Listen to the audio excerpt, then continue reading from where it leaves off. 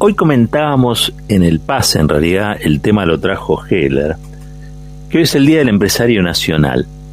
Sumó Pablo Caruso, que en su crónica dominical, en página 12, Alfredo Zayat comentó cómo, a pesar de que les iba bien, porque se estaba empezando a ver recuperación en muchos de los sectores industriales, los CEOs de las compañías creen que todo va a ir para peor, ¿no? Ellos van mejorando en los números, pero hay una casi, yo diría, una atmósfera, sí, de quebranto, una atmósfera de llanto, y todo siempre es para peor. Uno podría pensar que el empresario llorón es casi, diría yo, un caso de sinónimo, ¿no?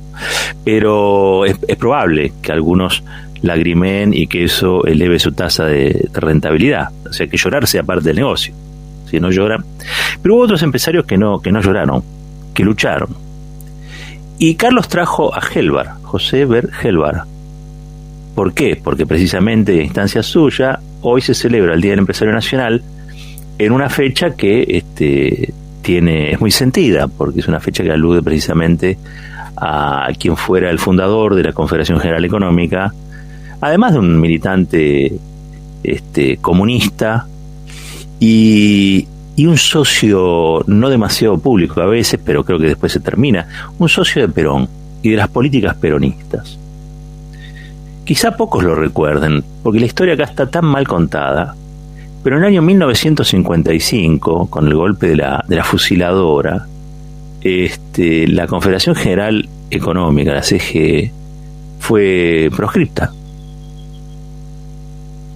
Y Helvar tuvo que esperar hasta el año 1962 para volver a las pistas. Mientras tanto se dedicó a ser empresarios con otro, con Madane fundó FATE, también la compañía azucarera de Tucumán.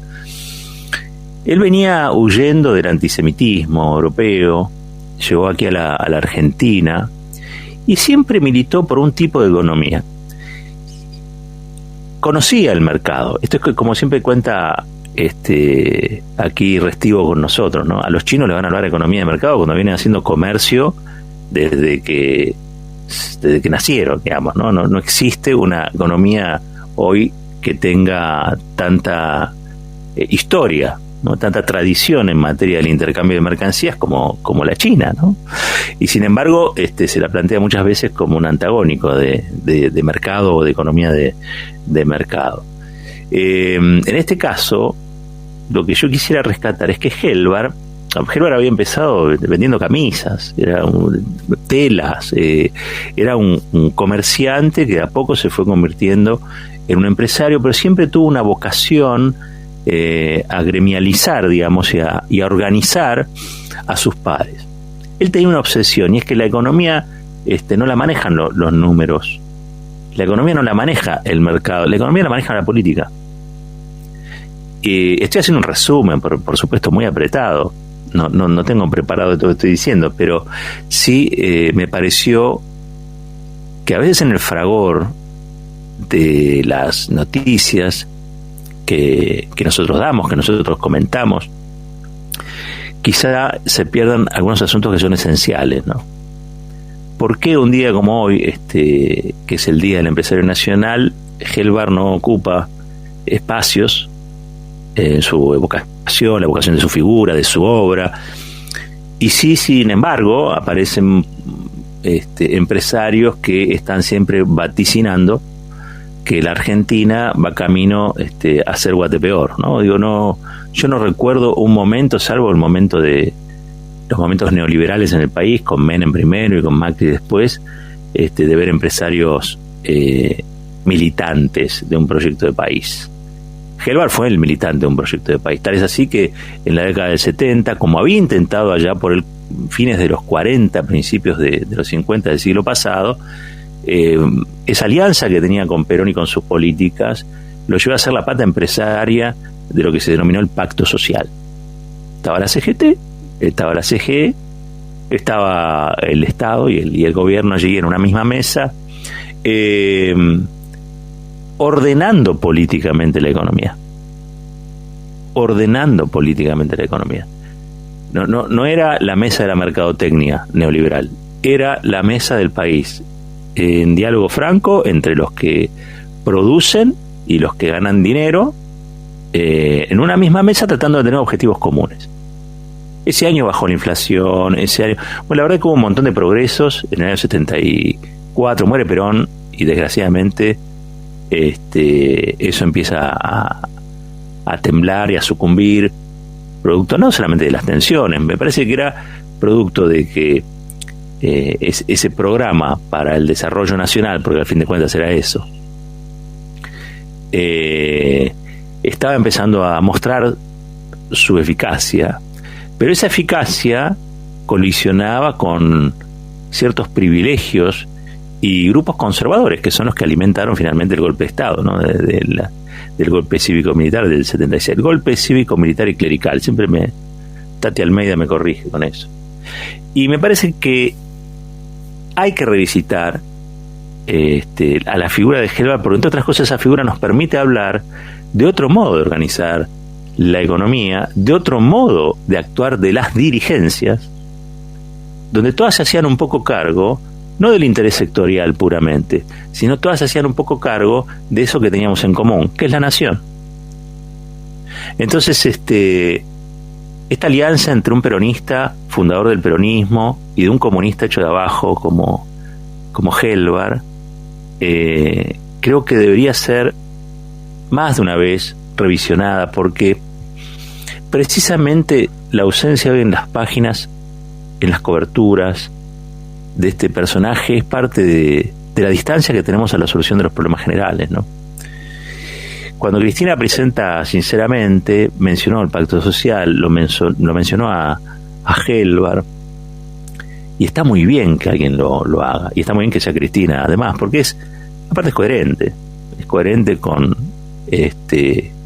la mayoría de sus decisiones en materia económica. Pero también es cierto que necesitamos que haya empresarios pequeños, medianos, grandes, que se reflejen más en este tipo de personajes y quizá menos en otros que son la propuesta del podio habitual de empresarios exitosos del neoliberalismo, a escala local y a escala global. Hoy Carlos nos decía, ojo que una cosa es ser empresario nacional y otra cosa es ser empresario local.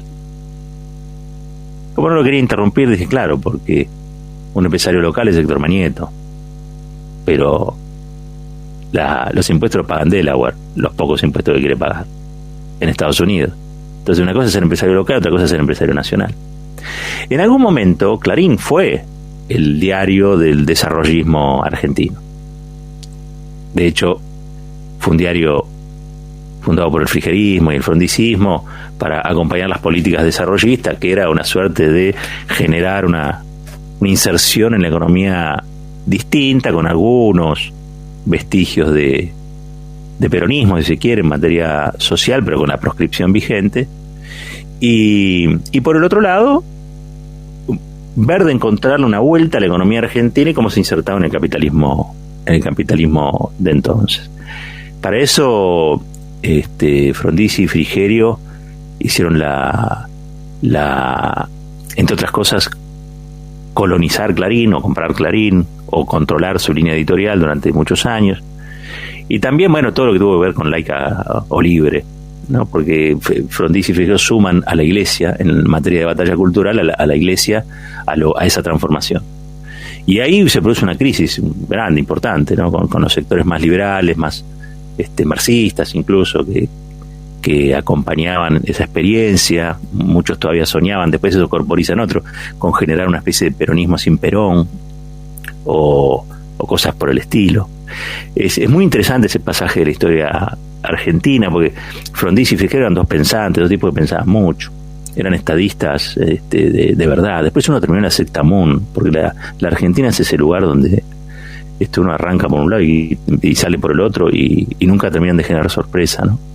O nunca dejan de generar sorpresa. Pero también es eso, ¿no? Revisitar la historia argentina. De esto yo puedo hablar porque en algún momento quise hacer un diario, entonces estudié un poquito lo que había sido Clarín, pero no tenía tan presente, hoy Carlos lo trajo y por eso lo estoy comentando ahora, esa alianza entre Perón y Helbar, que no es de los 70, viene de antes. Y es una alianza con objetivos económicos, sociales y políticos comunes. Económicos, sociales y políticos comunes. Y sin embargo, siempre en cierto peronismo clásico, ortodoxo, no se ve a Helbar como un tipo que vino producto de algún acuerdo espurio con Moscú, ¿no? El Robuloducto, todas las pavadas que se han dicho.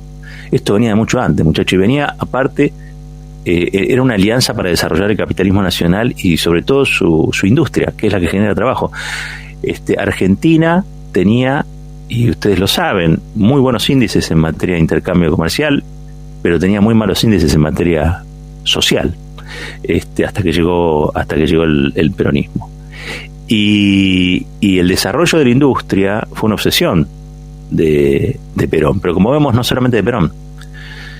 Y para eso, la idea del empresario nacional es clave. Un empresario nacional entonces no es aquel que está radicado en la Argentina, porque en la Argentina está Coca-Cola. Es una empresa local, Coca-Cola, bueno, la embotelladora, todo eso es local, está acá. Pero no son empresas nacionales, son empresas transnacionales. Quizá tengamos demasiado de eso y poco de lo otro. Yo creo que los empresarios nacionales hoy son los pequeños y medianos, que no tienen opción de transnacionalizarse y que en vez de pagar los impuestos en Delaware o en Luxemburgo, los pagan en la Argentina. El problema es si ellos se conciben así, si se conciben como empresarios nacionales o como empresarios locales. Hace falta un empresariado nacional del mismo modo que hace falta un sindicalismo nacional. No porque los sindicatos que tengamos o que tenemos vengan de afuera, no estoy diciendo eso, sino que pensar todo en clave nacional implica defender los intereses del sector, pero fundamentalmente saber que ese sector siempre va a estar peor fuera de una idea de nación. Fuera de una idea de nación. Cada vez que la Argentina se desnacionalizó en materia económica, en materia cultural, cada vez que la Argentina a todos les fue peor. A todos los que queremos vivir felizmente en nuestro país, ¿no? Ahora, si uno está siempre pensando en que este es el peor país del mundo, va a ser difícil, ¿no? Por eso, quizá lo central que hizo Néstor Kirchner allá para el 2003 fue hablar de la autoestima nacional. Siempre lo mencionamos. A un país abatido se le puede hacer cualquier cosa. A un país de rodillas se los pueden endeudar a 100 años. A un país donde la mejor construcción política de los últimos años se la puede señalar como si fuera una asociación ilícita o una mafia, como hicieron con el kirchnerismo o con Cristina, se le puede hacer cualquier cosa, como nos hicieron los 4 años de Macri. La autoestima nacional también hace falta, entre otras cosas, en los sectores empresarios. Argentina fue y sigue siendo una potencia industrial de mediana escala, pero vale recordar que cuando tuvo la posibilidad desarrolló, nos lo decía el otro día, la Tana DiGennaro, vamos a decir, la mujer de Hamilton, fue capaz de producir, tener la empresa más grande de América Latina de producción de aluminios, de acero, de metales, una cosa impresionante. Y eso tuvo que ver con un proyecto de nación. Y ese proyecto de nación era, en el Día del Empresario Nacional, lo vamos a decir como homenaje, el proyecto de Perón, pero también el proyecto de Helbar.